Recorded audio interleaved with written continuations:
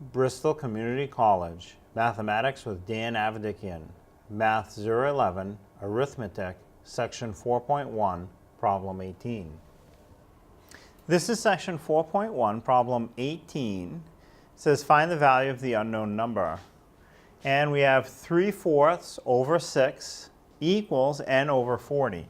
So to solve a problem like this, you're going to multiply across both ways and divide by the value in front of the number that you don't know, the unknown. So going one way, I have 3/4 times 40. And then the other way, n times 6. And we can set those equal to each other. So n times 6, that's a little bit easier. We can just write 6n. 3/4 times 40, though, that might take a little bit of work. We have a fraction. So think of the 40 as 40 over 1. So now you have a fraction with a numerator and denominator for both. And you can multiply top times top, bottom times bottom, and reduce.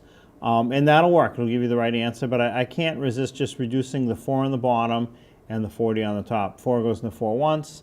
4 goes into 40 10 times. And now I have top times top. 3 times 10 is 30. Bottom times bottom, 1 times 1 is 1, 30 over 1, which is just plain old 30.